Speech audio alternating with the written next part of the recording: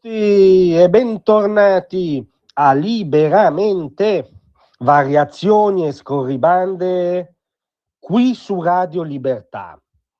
Allora la Lega vive un momento complicato, ci assicura ogni giorno la cronaca e il retroscenismo politico, un momento addirittura critico, ipercritico, ribadiscono la cronaca e il retroscenismo politico, e spesso sono cronaca e retroscenismo politico interessati, sono la stessa cronaca e lo stesso retroscenismo che dà la Lega per spacciata da anni. Poi ai loro la Lega non si è mai rivelata spacciata e ha sempre avuto un colpo d'ala proprio quando loro signori stavano banchettando sul presunto crepuscolo politico del Carroccio.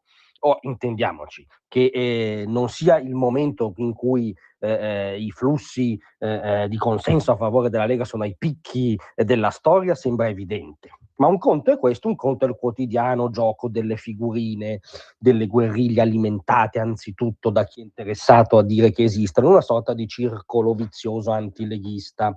Poi per fortuna la politica è fatta anche di temi ed è fatta anche di provvedimenti, cioè decisioni, anzi se c'è una facoltà prettamente politica è la decisione, che calano quei temi nella realtà e provano a spostare la realtà in direzione di un'agenda. Non è fatta poi solo di figurine più o meno interessate la politica.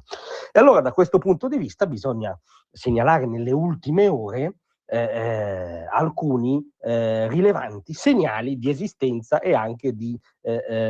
incisività politica, sì, della Lega e del progetto politico leghista. Beh, anzitutto c'è stata l'approvazione del piano casa, voluto, studiato, implementato, portato avanti in primis dal ministro Salvini, su 3 grandi pilastri: il recupero di circa 60.000 alloggi che oggi non possono essere assegnati perché bisognosi di lavori di manutenzione e ristrutturazione, il fondo housing coesione, creato appositamente per il piano casa, gestito su base regionale con la missione di rigenerare il patrimonio immobiliare pubblico, le risorse stanziate, 1 miliardo che salirà a 10 entro il 2034, e poi ovviamente lo spettro di ogni luogo comunista che si rispetti, ovvero il coinvolgimento di investimenti privati nella realizzazione di nuovi alloggi. Secondo il piano, gli operatori dovranno destinare almeno il 70% degli alloggi realizzati all'edilizia convenzionata. E sì, è la rottura di un grande tabù, non ci sono stati grandi strilli a sinistra, è un segnale di politica liberale lucida, sussidiaria, moderna, di integrazione pubblico-privato, è il modo di affrontare un dossier con l'attenzione a quel ceto medio che magari non è secondo le tabelle così abbastanza povero da avere accesso immediato sic stantibus a una casa popolare, ma non abbastanza benestante in un momento storico segnato anche dalla proletarizzazione del ceto medio di permettersi una casa a prezzi attuali di mercato, e soprattutto vengono smobilitate, ristrutturate, rimesse sul mercato delle risorse pubbliche che erano dormienti, languenti, non in grado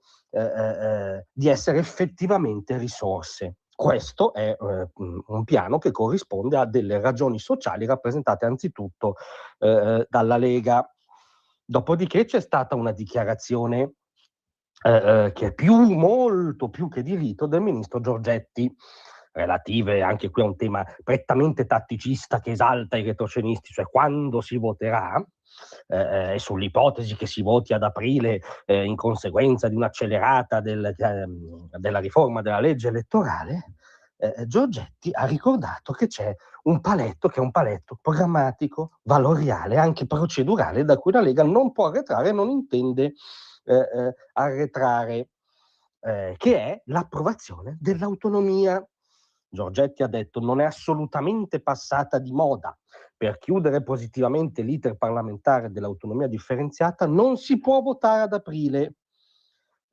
Come ha ribadito anche Calderoli, proprio ora che l'iter è nel vivo, proprio ora che a luglio il Parlamento esaminerà gli schemi di intesa con le regioni,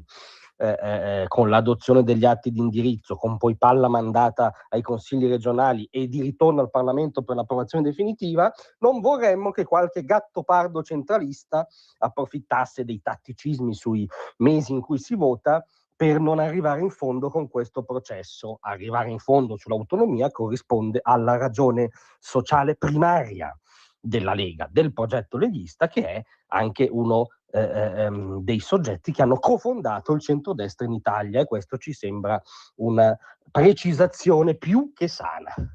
In ultimo c'è il rilancio sul tema della revoca della cittadinanza agli immigrati che si macchiano di reati gravi contro la sicurezza pubblica nazionale. È il sottosegretario alla giustizia Ostellari che ha ricevuto il mandato di chiedere la calendarizzazione al più presto della proposta di legge sulla revoca della cittadinanza. Giratela come volete, un modo di contrastare l'immigrazionismo acritico e le sue devastanti conseguenze sulla sicurezza dei cittadini. Sbizzarritevi nella retroscena quanto volete, giocate alle figurine dentro la redazione collettiva, intanto il progetto politico della Lega marcia e come. Grazie.